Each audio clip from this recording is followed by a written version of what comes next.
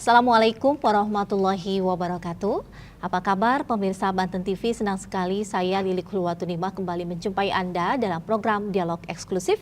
Kali ini kita akan mengangkat terkait ketahanan pangan Banten di tengah tantangan perubahan iklim dan alih fungsi lahan. Kita tahu pemirsa, ketahanan pangan ini tentu saja menjadi isu yang semakin penting. Di satu sisi kebutuhan pangan terus meningkat, kemudian di sisi lain kita dihadapkan pada perubahan iklim, cuaca yang tidak menentu hingga alih fungsi lahan, pertanian yang semakin masif. Nah, kemudian bagaimana Banten menghadapi tantangan ini? Mari kita bahas bersama anggota Komisi 2 DPRD Provinsi Banten, Ibu Uswatun Hasanah. Assalamualaikum Ibu. Waalaikumsalam warahmatullahi wabarakatuh. Apa kabarmu hari ini? Baik, alhamdulillah. Baik, tetap semangat dan tetap ceria semangat. mendampingi masyarakat tentu saja ya sebagai betul. jembatan rakyat. Baik, Ibu, kita membahas terkait ketahanan pangan di Banten. Saya ingin mengawali perbincangan ini, barangkali menurut Ibu bagaimana kondisi ketahanan pangan pada umumnya di Provinsi Banten saat ini? Apakah masih berada pada kondisi yang aman? Ya, saya rasa untuk ketahanan pangan di Banten ini cukup sangat aman sekali. Karena memang di Banten ini menjadi 8 besar untuk ketahanan pangan. Jadi pemasok beras secara nasional dengan urutan yang ke-8. Jadi saya rasa di sini ketahanan pangan di Banten ini cukup sangat mencukupi. Sangat mencukupi dan aman. Iya, aman. Bukan hanya untuk tahun ini, mungkin beberapa tahun ke depan juga. Beberapa tahun ke depan juga memang aman. Bahkan untuk Banten ini juga mengalami yang surplus juga. Surplus yang cukup untuk 5 tahun 10 tahun ke depan. Oke, lalu menurut Ibu indikator utama yang digunakan DPRD dalam menilai keberhasilan ketahanan pangan di Provinsi Banten itu apa sih? Indikator yang utama adalah dari setiap daerah itu memang tidak ada kekurangan pangan juga, dan juga bahkan kelimpahan juga di wilayah selatan juga untuk berasnya. Lalu juga untuk wilayah utara itu ada ketahanan pangan berupa unggas juga dan telur juga. Jadi semuanya saling menutupi, saling mencukupi. Sesuai dengan kebutuhan masyarakat. Iya, atau betul. tadi yang Ibu sebutkan tadi bilangnya surplus, artinya melebihi. Iya, melebihi. Oke. Kemudian komoditas pangan apa yang saat ini menjadi perhatian utama di Banten? Ya, komoditas utama yang menjadi perhatian di Banten adalah beras. Tentu saja beras ini memang sangat cukup dan banyak sekali untuk wilayah Banten. Dan yang kedua mungkin palawija. Palawija juga banyak yang ditemukan di wilayah Banten. Dan juga ada bawang merah, ada bawang putih, ada cabai juga. Dan semuanya memang di wilayah Banten ini cukup sangat memenuhi untuk pemenuhan ketahanan pangan. Oke. Mengapa sih Bu selalu beras yang menjadi unggulan? Karena kita tahu sebenarnya produk lokal banyak ya, bukan hanya beras saja. Karena memang beras itu kan kebutuhan pokok, kebutuhan yang pokok yang semua orang perlu juga makan. Bahkan di beberapa daerah juga ada merupakan beras-beras unggulan juga. Dan mungkin kualitasnya tidak jauh berbeda dengan beras-beras Cianjur. Biasanya kalau di perkampungan itu beras-beras langsung dari panen itu malah lebih enak daripada kita beli di pasaran-pasaran. Artinya beras lokal yang punya Banten sendiri itu kualitasnya sangat bagus ya. Sangat bagus sekali untuk kita konsumsi. Tapi kita tahu bahwa sebenarnya di banyak warung atau di banyak toko-toko kok masih banyak beras yang sebenarnya bukan produk dari Banten sih Bu. Iya, harusnya sih sebenarnya kalau pemerintah mau bekerja sama dengan supermarket ataupun waralaba minimarket, itu beras-beras lokal yang mempunyai unggulan yang cukup sangat diminati oleh masyarakat, itu harusnya bisa ada pemerataan di beberapa daerah.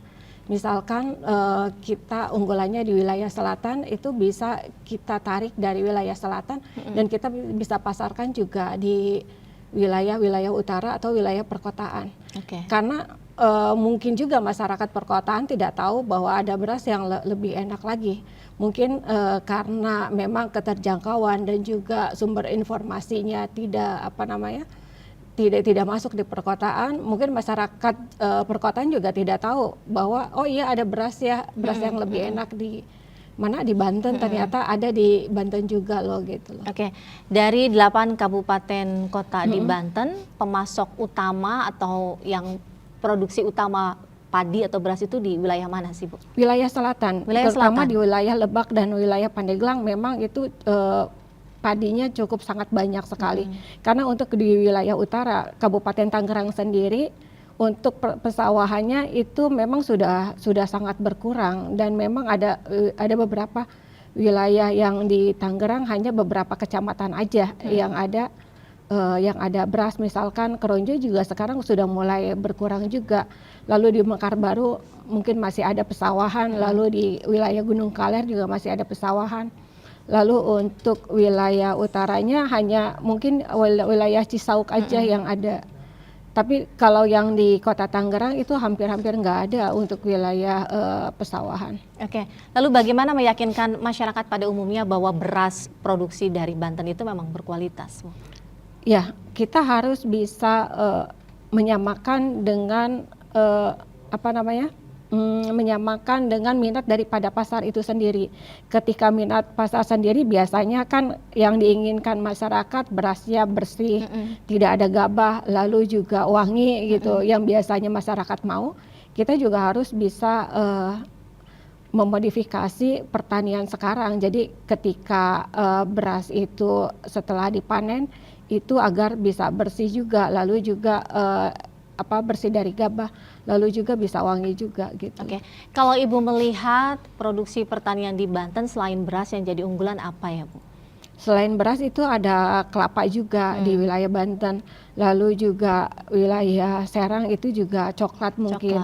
Lalu di wilayah lainnya ada emping melinjo.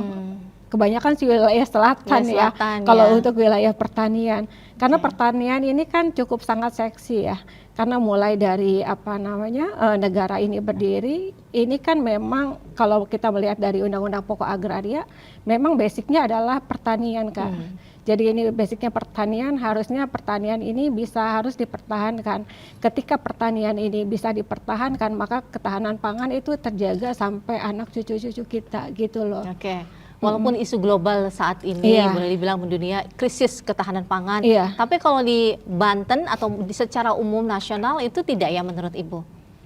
Iya, secara nasional memang iya ya, krisis ketahanan pangan kalau di Banten alhamdulillah saya lihat nggak aman-aman saja. Aman-aman saja, karena memang kita ya kembali lagi karena Banten surplus masalah pertaniannya kita memang cukup sangat melimpah. Bahkan di beberapa daerah juga memang tidak perlu khawatir untuk untuk kebutuhan beras. Dan pertanian di sini di Banten di sini memang ini harus terus dikembangkan dan juga tetap harus dijaga. Karena tetap harus dijaga, kenapa? Karena lahan pertanian ini semakin hari kan semakin berkurang ya kayak. Harusnya kita harus bisa melindungi lahan sawahnya juga. Jadi harus jangan berkurang lah ya. Karena jadi, kita kan butuh produksi pertanian. Baik. Kemudian Bu, dalam beberapa tahun terakhir kan memang kita sering menghadapi musim yang boleh dibilang tidak menentu begitu ya, dan tidak bisa diprediksi. Lalu menurut Ibu seberapa besar sih dampak perubahan iklim terhadap produktivitas dari pertanian di Banten khususnya?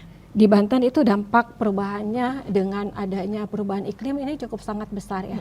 Apalagi dengan adanya El Nino. Jadi kita harus bisa mengatur kalender panen. Jadi biasanya kalau misalkan panennya bulan sekian, jadi harus dirubah juga. Lalu di sini juga yang harus dijaga juga tentang irigasi. tentang perairannya. Jadi kan kalau pesawahan biasanya kan butuh air ya kayak. Oke, berarti memang harus ada hal yang sudah dilakukan. Bukan hanya pihak petani, mungkin pemerintah daerah juga. Kalau menurut Ibu pemerintah daerah sendiri sudah melakukan hal itu tidak? Pemerintah daerah saat ini sudah melakukan hal itu, bahkan penyediaan air juga untuk wilayah-wilayah tertentu yang sering terjadi kekeringan itu pemerintah sudah menyediakan. Bahkan pemerintah daerah memberikannya gratis untuk bantuan air buat pertanian. Karena kan biasanya kan pertanian kan ada gabungan kelompok petani itu. Kalau di daerah-daerah lain misalkan itu kalau misalkan membutuhkan air untuk pertanian, pengairan pertanian itu biasanya berbayar. Tetapi di Banten sendiri kan gratis, memang sudah lama sekali. Dan itu bisa dipakai juga. Jadi ini juga mencegah agar sawah itu tetap subur. Dan menurut Ibu dengan dampak kita tahu bahwa BMKG kan sudah mengumumkan bahwa El Nino tahun 2026 ini boleh dibilang juga akan panjang dan akan berpengaruh oleh banyak masyarakat khususnya juga pertanian. Menurut Ibu apakah petani juga sudah memahami hal tersebut dan antisipasi yang harus dilakukan oleh petani apa? Ya, antisipasi dari petani dari kita dulu ya. Dari kita tuh harus bisa mensosialisasikan bahwa nanti dampak dari El Nino ini sangat berdampak sekali akan pertumbuhan pertanian, dan di situ juga dari pemerintah daerah menyediakan juga sekolah iklim. Jadi memberikan literasi kepada petani-petani bagaimana menghadapi El Nino. Lalu juga bagaimana agar pertanian di wilayah Banten harus tetap terjaga juga. Oke, memang sudah diantisipasi begitu. Sudah diantisipasi walaupun oleh El Nino masyarakat. nanti kemungkinan akan panjang, akan paling panjang tahun ini. Yang penting kan air, Kak. Yang penting airnya. Karena kebutuhan bakunya adalah air ya. Iya, air. Oke, lalu menurut Ibu apa tantangan terbesar yang mungkin dihadapi petani di saat perubahan iklim ini? Tantangan terbesar tentu saja ini akan berdampak kepada perekonomian petani ya. Karena memang pendapatan petani kan memang dari dari hasil pertanian. Ketika dia terkena dampak mungkin berefek kepada kebutuhan untuk sehari-hari. Maka dari situ petani juga harus bisa mengantisipasinya. Oke, kemungkinan ada gagal panen tidak dengan adanya dampak perubahan iklim menurut Ibu? Kalau tidak diantisipasi? Ya, kalau tidak diantisipasi pasti ada dampaknya. Karena kita tahu dari tahun ke tahun juga akibat kemarau yang panjang selalu kan ada gagal panen. Entah itu kemarau atau kebanjiran gitu ya. Selalu ada gagal panen. Nah, adakah mungkin Ibu inovasi yang harusnya didorong untuk para petani ini? Ya, inovasi yang didorong untuk petani ini harus dari pemerintah. Karena pemerintah harus hadir di tengah-tengah masyarakat, khususnya untuk pertanian. Karena pertanian ini kan memang sentralnya untuk ketahanan pangan. Jadi agar ketahanan pangan itu tetap berlanjut, pertaniannya juga kita harus perhatikan juga. Lalu dari pemerintah sendiri juga harus mengatur harga-harga pasar di pertanian. Jangan sampai ketika misalkan hasil pertanian cabai yang cukup melimpah, bawang cukup melimpah, biasanya kan kalau semakin banyak hasil pertanian yang melimpah itu harganya semakin menurun. Beda lagi kalau misalkan hasil pertaniannya sedikit, itu harga pasti naik. Nah, dari sini dari pemerintah harus hadir untuk menetralkan harga pasar. Jadi harga pasar harus tetap stabil agar petani juga makmur. Karena tanpa ada petani kita juga nggak bisa makan. Betul. Karena untuk anak-anak muda sekarang kan terjun ke dunia pertanian agak-agak sulit, karena dunia pertanian mereka anggap kurang bergairah untuk mendapatkan cuan mungkin ya. Tetapi dengan kita sering mensosialisasikan, pemerintah turun bahwa memberikan literasi bahwa pertanian ini cukup sangat seksi sekali di baik wilayah perkotaan maupun wilayah pedesaan. Mungkin generasi muda juga akan tertarik terjun. Oke, bagaimana caranya meyakinkan mereka generasi muda bahwa bidang pertanian itu juga cukup seksi untuk dilirik begitu dan menghasilkan cuan yang banyak? Iya, kita kasih contoh pemaparan. Misalkan hasil pertanian misalkan kita katakanlah sawi atau pokcoy atau selada, kita buat di dalam polybag kecil, lalu kita berikanlah bahwa pelatihan setelah mulai cara menanam, lalu cara memanen, lalu cara memasarkan kepada pemuda-pemuda. Setelah cara memasarkan, mereka tahu, oh iya ternyata ini bisa menjadi cuan juga.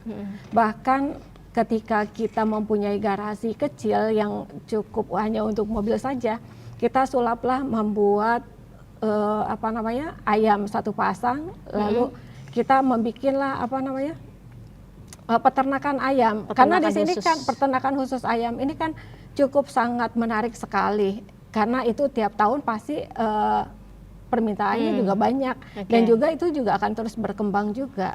Maka ini ada kerjasama antara pemerintah juga dan masyarakat. Dibutuhkan kreativitas memang Iya, ya kalau mau betul. jadi petani gitu Iya, kan. betul. Karena memang tidak melulu petani itu ada di sawah, begitu Iya, ya Bu ya. iya. Karena bisa berkreativitas di lahan Iya, mana saja iya. yang pasti bisa dimanfaatkan. Ya, karena generasi muda ini juga kan adaptif. Dalam arti dia bisa beradaptasi dimanapun dia berada.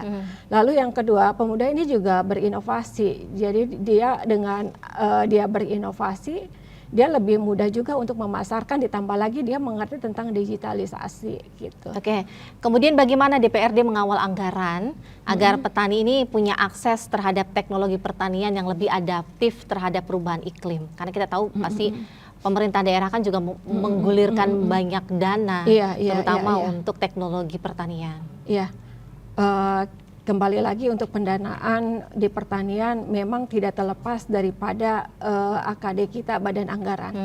Karena di DPRD itu tidak semua menjadi anggota Badan Anggaran, Oke. Kak. Selain itu kita juga mendorong daripada hasil rakor. Jadi dari hasil rakor, rapat koordinasi dengan mitra-mitra yang ada di Provinsi Banten, misalkan saya mitra Komisi 2 rakor dengan mitra kita di Komisi 2, diantaranya salah satunya pertanian, lalu ketahanan pangan, lalu setelah hasil rapat dari koordinasi itu kita bawa ke Badan Anggaran. Nah, jadi yang membawa atau membawahi untuk pendanaan itu hanya yang ada di Badan Anggaran, 50%-nya dari anggota DPRD. Oke. Saya rasa ini untuk pertanian dan ketahanan pangan ini harus ada penambahan juga. Karena memang kalau lihat daripada persentase daripada anggaran yang ada, memang pertanian dan ketahanan pangan ini cukup sangat kecil sekali. Padahal itu adalah sangat diperlukan untuk ketahanan pangan. Karena kalau tidak ada beras kan kita tidak bisa hidup ya, Kak, ya. Iya, jadi Makanan pokoknya itu makanan beras. pokoknya beras. Nasi. Jadi untuk ketahanan pangan ini diharap dari pemerintah pusat agar bisa mendorong untuk penambahan anggarannya juga. Oke. Karena kita tidak bisa terlepas dari perintah dari pemerintah pusat juga. Berarti selama ini menurut Ibu anggaran dari pemerintah provinsi saja Iya. itu minim. Belum Belum mencukupi. belum mencukupi. Lalu dorongannya nanti kira-kira naik berapa persen, Bu? Saya harap sih bisa yang pasti ini kita pelan-pelan dulu ya, bisa naik sekitar 5 atau 10%. Oke, pelan-pelan saja. Pelan-pelan saja. Nanti lama-lama Iya, bisa iya. menyesuaikan. Yang Karena- penting hasilnya iya, kan. hasilnya. Hasil Karena produktivitasnya. saya menginginkan agar ada pertanian menjadi industri. Karena sekarang kalau kita lihat pertanian industri ini banyak yang dikelola sama pihak swasta. Karena pertanian di Banten ini dikelola hanya oleh perorangan dan juga perorangan dan ini apa namanya swasta Kelompok. juga, Oh, swasta juga, Iya, tetapi ketika kita bisa mengambil alih dikelola oleh pemerintah, ini kan lebih bagus sekali. Karena ketika dikelola pemerintah, maka pertanian di sini juga mustahil kalau misalkan berkurang. Kalau Oke. misalkan perorangan banyak sekali ini ditemukan godaan. Kalau perorangan biasanya kan ada dari pihak swasta mau membeli lahan pertanian dengan iming-iming harga yang sangat tinggi, mungkin itu dijual kan. Tetapi ketika diambil alih oleh pemerintah ikut juga mempunyai lahan pertanian, kan lebih enak, lebih aman juga. Karena saya lihat di sini juga banyak sekali lahan-lahan tidur juga, Iya. yang sebenarnya bisa dipakai untuk pertanian, Kak. Iya. Jadi tetapi masyarakat sendiri kadang-kadang takut untuk memakai. Misalkan ada di wilayah daerah Cikupa lahan-lahan kosong, lahan-lahan tidur, dan mereka juga sebetulnya waktu itu minta izin, Bu, boleh nggak Bu kalau tanah ini saya pakai buat misalkan menanam cabai, lalu menanam sayuran segala macam. Dan saya bilang itu boleh kalau misalkan dipakai buat wilayah pertanian, dan juga itu sebenarnya hanya meminta izin sama lurah atau desa saja, asalkan itu dipakai untuk barang-barang dan tidak dimiliki oleh pribadi gitu loh. Oke, karena memang banyak sekali sebenarnya lahan tidur yang banyak harusnya bisa sekali. dimanfaatkan begitu Bu Iya. ya. Kemudian Bu, tantangan dalam hal pertanian dan ketahanan pangan berikutnya adalah adanya alih fungsi lahan. Kita tahu di Banten sendiri kan mungkin banyak atau mungkin ada beberapa. Menurut Ibu seberapa serius sih persoalan ini di Banten, Bu? Ini sangat serius sekali karena untuk alih fungsi lahan seharusnya lebih kita jaga karena memang lahan sawah ini kan harus tetap dilindungi. Jadi yang tetap sawah yang harus tetap sawah, tapi jangan beralih kepada wilayah-wilayah pabrik atau industri. Karena memang ketika terjadi adanya alih fungsi lahan di masyarakat, ini kita harus mengecek juga tentang memperketat masalah perizinannya. Karena kita dari perizinan itu kita melihat dari RDTR ya, rencana tata ruangnya seperti apa, apakah itu tetap lahan sawah kah atau sudah berubah bentuk. Lalu di sini juga kita harus mengadakan rapat dengar pendapat juga antara warga antar masyarakat dan juga selaku anggota DPRD dan juga dinas yang terkait juga gitu. Oke, baik. Kemudian bagaimana DPRD menjaga keseimbangan antara pembangunan ekonomi dengan perlindungan lahan pertanian yang produktif? Ya, caranya seperti itu. Kita harus bisa mempertahankan lahan sawah juga dan juga kita melihat juga kawasan tersebut apakah masih terus bisa dipertahankan menjadi area pertanian, karena dari kita pemerintah sendiri juga harus bisa memperhatikan apakah ini banyak sekali kendala yang ada agar lahan pertanian itu masih tetap bertahan, karena memang itu kan diperlukan sekali buat generasi yang mendatang. Tapi memang Ibu melihat banyak ditemukan alih fungsi lahan itu ya yang terjadi di Banten? Ada di wilayah hasil pengaduan itu ada di wilayah selatan, ada 1-2 yang menjadi polemik warga juga, dan warga juga sudah mencoba beberapa kali komunikasi mungkin. Oke, lalu dampaknya alih fungsi lahan ini sendiri apa terhadap pertanian, Bu? Apakah memang akan menyusut dahsyat hasil produksi pertanian? Ya pastinya karena ini kita tidak bisa mempertahankan 8 besarnya ini di Banten. Jadi selama lahan pertanian masih utuh dan tidak berkurang, maka posisi 8 ranking besar secara nasional kita masih terus bertahan sampai seterusnya. Dampak daripada alih fungsi lahan ini juga sebenarnya tidak bagus juga secara ke masyarakat, karena memang ini juga nanti akan berdampak buruk. Di antaranya mungkin polusi ya, yang biasanya kita dengan lahan sawah kita merasakan hijau segarnya, lalu berubah menjadi industri, maka biasanya kalau kawasan industri kan banyak polusi, iya, dan juga belum lagi arus daripada kendaraan lalu lalang itu juga akan berakibat kurang bagus juga buat masyarakat. Gitu. Buat kesehatannya itu sendiri ya. Kemudian selama ini bagaimana dengan regulasi perlindungan lahan pertanian di Banten? Sudah cukup kuat belum, Bu? Cukup kuat karena memang kita sudah ada penganggarannya. Jadi untuk pertanian, ketahanan pangan memang sudah dianggarkan, tetapi ini masih belum cukup lah untuk pertanian, karena di sini juga ketahanan pangan juga ada juga kita melakukan gelar pasar murah juga ya, tetapi itu juga belum merata. Dari ketahanan pangan belum merata ke kampung-kampung atau desa-desa, karena yang banyak terjadi adanya di wilayah Serang saja, padahal yang membutuhkan itu kan masyarakat dari luar Serang. Misalkan di wilayah selatan banyak sekali memproduksi cabai, bawalah ke wilayah Tangerang atau wilayah Cilegon, adakanlah pasar murah, dan mungkin itu cukup diminati oleh ibu-ibu semua yang di sana. Oke, kalau perda yang memang menguatkan pertanian di Banten sendiri memang sudah ada, Bu? Sudah ada, bahkan itu di undang-undang juga ada, undang-undang nomor 41 tahun 2019 kalau nggak salah ya.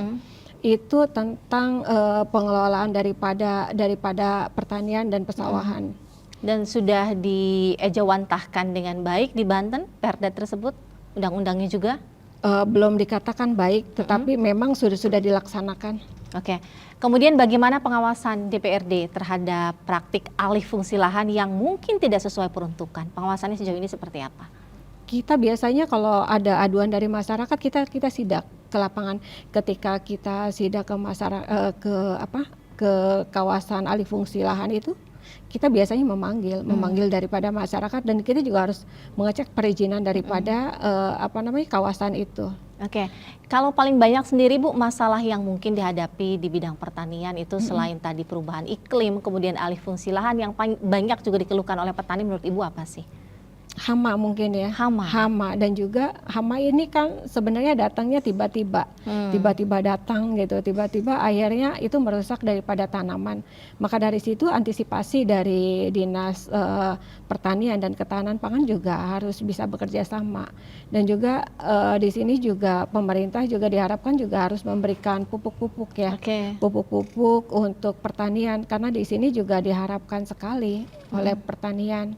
Bahkan di sini pupuk-pupuk itu kan cukup sangat mahal, Kak. Betul. Jadi ketika petani itu mempunyai sawah dan juga harus membeli pupuk yang cukup sangat tinggi, ini sangat memberatkan bagi petani, karena memang hasilnya juga tidaklah terlalu banyak ketika dia harus memotong biaya memangkas daripada biaya pupuk itu sendiri. Ditambah lagi ketika ada jalan yang rusak, mereka juga cukup sangat kesulitan. Tetapi pemerintah kan sekarang sudah membuat jalan usaha tani, jadi petani-petani itu cukup terbantu untuk mengangkut hasil pertanian. Biasanya kan kalau hasil pertanian diangkut pakai ojek aja itu kan cukup sangat banyak sekali, dia harus mengeluarkan uang.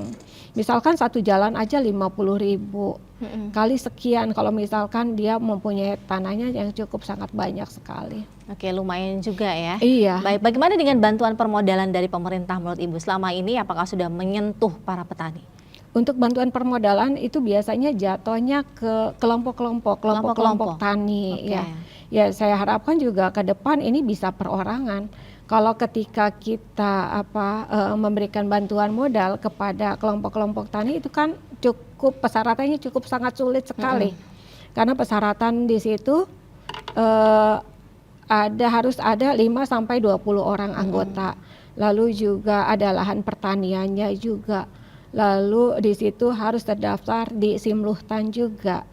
Itu mungkin kalau misalkan kita membuat kelompok tani di wilayah selatan, itu bisa, karena masih banyak area-area pertanian. Tetapi beda sekali kalau misalkan menyangkut wilayah utara, wilayah perkotaan. Itu lahan-lahan pertaniannya kan udah cukup sangat habis tuh, Kak. Udah makanya untuk bantuan pertanian agak kurang tersentuh juga. Mungkin dari pemerintah ke depan ada inovasi lah yang dikhususkan untuk petani-petani yang baru awal-awal mulai gitu loh. Oke, dari banyaknya permasalahan tadi, alih fungsi lahan, kemudian perubahan iklim, ada juga irigasi, modal, persoalan pupuk. Menurut Ibu, persoalan mana yang jadi prioritas yang harus segera diselesaikan saat ini mungkin? Saat ini yang harus menjadi prioritas adalah pembelian pupuk. Pemberian pupuk secara gratis kepada petani-petani. Karena ini kan memang datanya kita juga cukup sulit membaca, karena ketika kita beberapa kali rapat juga kita pengen tahu nih siapa nih yang diberikan bantuan pupuk. Karena mungkin ada beberapa juga yang petani mungkin yang memberikan aduan bahwa Bu, saya sudah menjadi petani sekian tahun tapi belum pernah disentuh sama pemerintah. Kita juga kan harus bisa menjembatani itu. Dan juga saya harapkan di sini juga bukan hanya kelompok-kelompok tani yang diberikan bantuan, tetapi perorangan juga harus diberikan bantuan, agar nantinya generasi-generasi penerus petani, biasanya petani-petani itu usia tua ya, usia matang di atas 40 atau 50 tahun. Jadi generasi mendatang setelah itu, Gen Z lah ya, Gen Z bisa melihat wah petani ternyata mudah juga ya gitu loh, dengan diberikan modalnya oleh pemerintah. Kalau bisa pemerintah juga memberikan lahan untuk menjadi petani untuk kaum milenial. Oke. Selama ini bantuan yang memang diberikan sama pemerintah provinsi maupun pusat kepada para kelompok tani memang banyak ya Bu ya?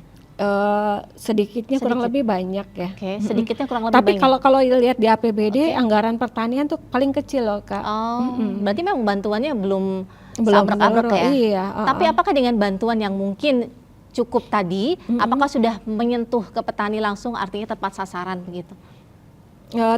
Tidak semua seluruh merata ya Kak ya. Ya. Jadi ada beberapa juga yang belum tersentuh sasaran. Ya terutama yang mempunyai lahan-lahan pertanian yang tidak mempunyai kelompok. Oke. Jadi itu juga perlu diperhatikan juga. Gitu. Kemudian menurut Ibu strategi untuk meningkatkan kesejahteraan petani agar generasi muda ini tertarik melanjutkan profesi sebagai petani, apa strateginya Bu? Strategi kita harus bisa memasarkan hasil pertanian. Karena bingung Kak, kalau misalkan petani-petani yang usia manula, dia biasa biasa menanam padi lalu menanam hasil-hasil pertanian, tetapi ketika dia sudah panen tidak bisa dijual. Iya, dan itu juga harus ada jembatan juga dari pemerintah untuk bisa memasarkan, kerjasamalah dengan dinas-dinas yang terkait, misalkan dinas UMKM lalu perdagangan, agar bisa dipasarkan juga.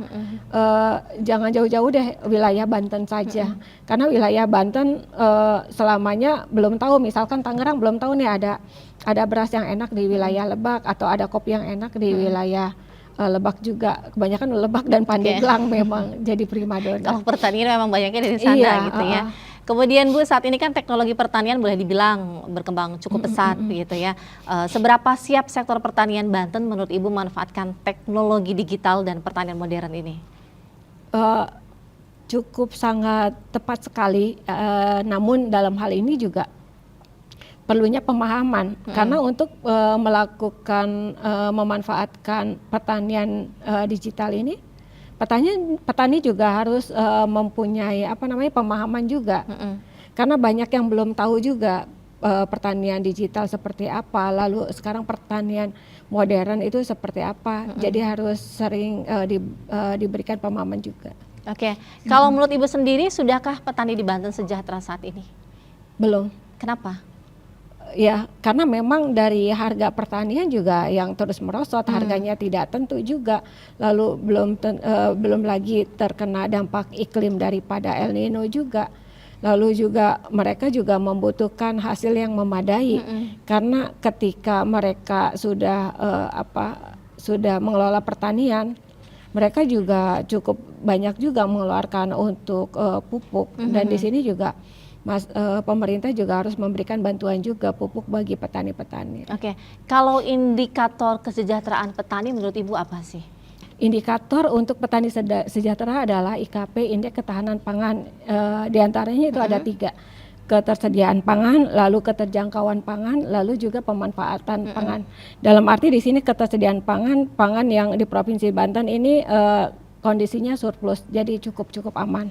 Lalu juga keterjangkauan pangan, jadi pangan itu kita bisa menjangkaunya juga. Lalu juga pemanfaatan pangan sebagai indikator utama menilai ini sekitar untuk Provinsi Banten sekitar 79,95%. Itu cukup tinggi atau kurang? Cukup tinggi. Tapi belum memuaskan Ibu? Cukup sangat memuaskan. Cukup sangat memuaskan. Maka dari itu Banten kan memang peringkat ke-8 ya. Iya. Tapi petaninya menurut Ibu tadi belum sejahtera? Belum sejahtera. Berarti harus lebih didorong lagi agar petaninya merasakan sejahtera begitu. Kemudian Bu, bagaimana peluang anak muda untuk ikut membangun ketahanan pangan ini melalui inovasi pertanian? Peluang anak muda ini cukup sangat luas sekali, bahkan terbuka. Bahkan kita kekurangan petani-petani muda. Karena ketika generasi muda melihat pertanian sekarang tidak sejahtera, lalu kotor mungkin karena turun ke sawah, maka dari situ mungkin generasi muda berpikir bahwa kayaknya sih tidak tertarik terjun ke pertanian, karena memang generasi muda kan memang menginginkan hal-hal yang menarik. Maka dari itu kita juga perlu inovasi juga, memberikan pemahaman juga. Dan di sini juga diperlukan di tiap-tiap sekolah harus diberikan juga pemahaman tentang pertanian agar generasi muda selanjutnya juga bisa tertarik dan terjun ke pertanian. Dan kalau bisa di sekolah-sekolah tuh biasanya kan study tour ya, study tour misalkan ke Ancol atau ke pantai, buatlah study tour, kita bootcamp datang ke lahan-lahan pertanian biar dibuka mata lebar. Oh iya, pertanian tuh seperti ini, pertanian di Banten ternyata banyak yang mesti diolah. Dan juga pertanian Banten juga butuh orang-orang yang handal, yang cukup mumpuni agar bisa mengelola pertanian. Oke. Menurut Ibu di masa depan mungkinkah pertanian ini menjadi bidang yang akan banyak diminati oleh generasi muda? Harusnya iya, harusnya iya. Jadi kembali lagi, karena harus dimulai dari dasar itu Kak. Jadi mulai dari dasar, diberikan pemahaman dan literasi kepada generasi muda agar generasi muda tertarik. Karena generasi muda kan sifatnya adalah adaptif, dia bisa adaptasi dimanapun dia berada. Dan yang kedua, pemuda itu inovatif dalam arti dia bisa menciptakan sesuatu hal yang cukup sangat membuat kita sangat kaget, kadang tercengang kok ternyata bisa. Ya. Dan sekarang juga banyak sekali anak-anak muda yang saya lihat, saya baca dan beberapa di YouTube juga, anak muda petani-petani, misalkan petani seperti apa sih ya? Petani yang di Jogja, di Jogja apa itu? Petani apa kira-kira? Dan kayu manis ya, bukan kayu manis okay. ya. Kayu manis itu juga cukup sangat vanila Kak. Vanila di Jogja itu cukup sangat tinggi sekali. Karena kalau vanila itu kalau dijual itu lumayan cukup tinggi, sekitar 1 on kalau nggak salah 3,5 juta Kak. 3,5 juta. Saya berpikir kenapa ya kalau Banten, kalau misalkan kita mempunyai lahan sekian hektar kan, lahan kehutanan, lahan pertanian yang masih kosong, kita pakai untuk pemanfaatan itu bisa menghasilkan cuan yang cukup sangat tinggi. Maka dari itu pemerintah daerah juga harusnya bisa bekerja sama dengan sekolah-sekolah. Jadi sekolah-sekolah sebelum mereka lulus, mereka diberikanlah pemahaman tentang pertanian, dan ajaklah ke beberapa wilayah yang ada di wilayah Banten untuk belajar tentang pertanian itu, bagaimana cara pengelolaannya, lalu bagaimana tentang pemasarannya gitu. Dari situ mungkin pemuda-pemuda juga tertarik. Oke. Kemudian Bu, selain produksi, tentu distribusi pangan juga akan jadi tantangan Bu ya.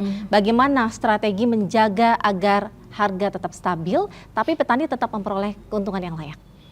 Iya, kita harus memperhatikan juga di sini. Biasanya kalau di Banten sendiri itu tengkulak ya. Tengkulak. Jadi di sini juga harus memutus rantai daripada penjualan.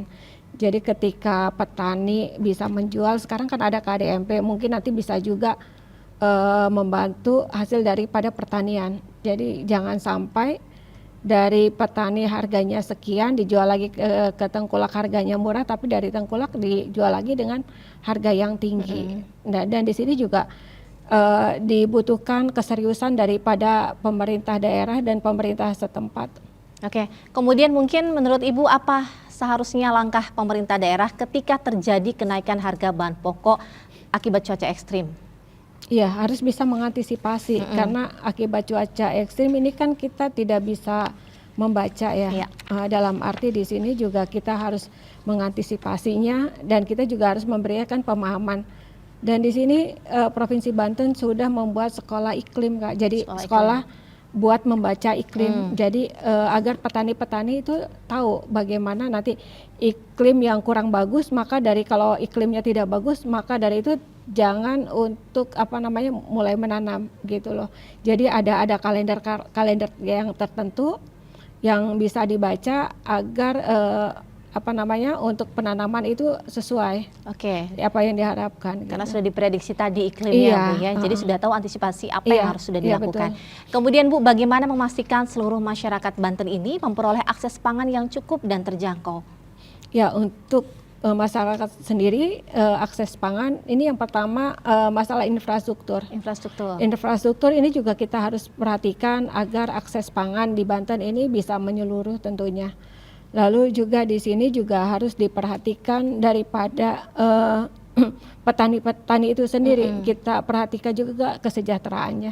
Dan juga di sini saya harapkan juga ada asuransi buat petani. Oke. Ya, karena petani juga kan harus tetap sehat, tetap dilindungi, tapi juga dijamin kesehatannya. Oke, Gitu. karena kita tahu di lapangan juga kan sebenarnya banyak komoditas pangan Iya. yang kadang kita sebut mungkin langka begitu Po ya, entah dari petaninya atau dari mana. Misalnya beras waktu itu sempat langka, Iya. kemudian juga sayur-sayuran, bawang merah, bawang Iya, putih dan iya. yang lainnya. Bagaimana untuk mengantisipasi itu, Bu? Kan tadi Ibu disebutkan di awal bahwa kita tuh berlimpah loh sebenarnya hasil Iya, taninya. iya. Tapi kenapa bisa langka di pasaran gitu? Karena memang itu tadi mungkin karena pada saat itu cuaca tidak cukup bagus, tetapi ada beberapa hasil pertanian yang kita juga tidak bisa tidak prediksi. Oh ternyata kok bawang merah nggak ada, bawang putih nggak ada. Itu biasanya kita bekerja sama dengan perkotaan atau kabupaten kota yang lain. Jadi misalkan di kabupaten sebelah, misalkan kabupaten Bandung dan yang lain sebagainya, Provinsi Jawa Barat, kita bisa saling menukar Kak, menukar daripada hasil daripada pertanian. Jadi ketika mereka melimpah juga mereka tidak kebanyakan di wilayah itu, mereka bisa memenuhi pasar daripada yang ada di wilayah Banten. Begitu juga Banten juga sama. Ketika ada melimpah beras dari Banten juga sendiri bisa memasarkan ke wilayah tersebut. Oke, menurut Ibu siapa saja yang harus terlibat dalam menjaga ketahanan pangan selain pemerintah? Kita masyarakat harus bisa menjaga ketahanan pangan. Karena tanpa ketahanan pangan kita juga tidak bisa terus bertahan hidup gitu. Oke, berarti memang kita semua ya. Semua kita juga tetap karena bukan semua. hanya ada di pemerintah saja harus menjaga begitu kan. Iya, Oke, kemudian bagaimana kolaborasi DPRD dengan pemerintah daerah, perguruan tinggi, pelaku usaha dan juga masyarakat dalam memperkuat ketahanan pangan? Dalam memperkuat pertahanan pangan antara pemerintah daerah dan DPRD itu harus dilakukan, dimasukkan kurikulum Kak. Jadi di sekolah-sekolah juga dimasukkan tentang kurikulum tentang pertanian juga, tentang ketahanan pangan juga. Lalu di perguruan tinggi juga sama. Jadi sekarang sudah ada beberapa perguruan tinggi yang memang membidangi tentang ketahanan pangan, lalu juga tentang pertanian. Karena sentral kita juga kan memang pertanian. Iya, dasarnya memang harus pertanian. Basic daripada pertanahan di Indonesia itu memang pertanian. Ya, seharusnya itu menjadi landasan dasar daripada pemerintahan sekarang. Oke, kemudian apa peran masyarakat seharusnya agar menjaga keberlanjutan pertanian dan mendukung produk pangan lokal? Karena banyak masyarakat juga yang malah mendukungnya produk dari luar begitu kan, bukan mengkonsumsi pangan lokal. Seperti apa Bu? Iya, kita juga harus mempertahankan juga daripada kualitas daripada pertanian. Karena contoh misalkan buah-buahan, mungkin buah-buahan dari impor atau buah-buahan yang kita sendiri kan sebenarnya lebih bagus kalau kita mau jujur, lebih bagus dari impor kan. Tidak ada ulet segala macam dan bertahan lama kan. Bertahan lama, tetapi kita juga harus memberikan pemahaman kepada mereka ternyata yang ada uletnya itu sebenarnya lebih sehat karena mungkin itu juga kan tidak terlalu banyak dikasih obat atau pestisida daripada pertanian itu gitu. Oke. Kemudian target besar mungkin dari DPRD Provinsi Banten dalam 5 tahun ke depan terkait ketahanan pangan ini apa? Agar tetap terjaga barangkali. Iya, ketahanan pangan ini agar tetap terjaga di Provinsi Banten harus tetap dipertahankan adalah lahan sawahnya. Lahan sawah harus tetap diperhatikan dan juga petani-petani juga harus mendapat perhatian serius daripada pemerintah daerah karena tanpa adanya petani mungkin lahan-lahan sawah yang ada di Provinsi Banten juga nggak ada gitu. Jadi juga harus ada penganggaran juga khusus pertanian. Jika mungkin Ibu menyampaikan satu pesan kepada para petani di Banten, apa yang Ibu ingin sampaikan? Untuk petani Banten jangan patah semangat karena tanpa petani-petani di Banten mungkin ketahanan pangan di Provinsi Banten tidak bisa dipertahankan menjadi urutan 10 besar di Indonesia. Oke, bahkan mungkin bukan hanya 8 besar saja, bisa nanti 5 atau 4 atau bahkan 3 besar begitu ya. Amin. Terakhir barangkali Bu, apa harapan Ibu agar Banten ini menjadi daerah yang mandiri kemudian tangguh dalam menghadapi tantangan ketahanan pangan? Ya, daerah Banten sendiri agar menjadi tangguh untuk ketahanan pangan, di sini kita harus bisa bersinergi antara pemerintah daerah, lalu juga pemerintah pusat, lalu juga untuk masyarakatnya, dan juga dibuatlah untuk peraturan-peraturan daerah regulasinya agar petani-petani ini bisa makmur dan juga petani-petani di sini bisa mendapatkan bantuan untuk permodalan. Karena kebanyakan sekarang kan yang permodalan itu jatuhnya ke UMKM, tetapi untuk pertanian tidak diperhatikan. Oke, baik. Agar dibuat regulasinya. Dan petani harus sejahtera di masa Amin, depannya. amin. Dan banyak masyarakat yang tertarik di pertanian, Iya, di agar lebih pertanian. banyak lagi produksi tani. Iya, di Banten. iya, Baik. betul. Terima kasih banyak Ibu atas Iya, waktunya sudah terima hadir di studio kasih. Banten TV, dan pemirsa, demikian dialog eksklusif kami bersama Ibu Swatun Hasanah. Saya Lilik Hulwatunima dan kru yang bertugas mohon pamit. Wassalamualaikum warahmatullahi wabarakatuh.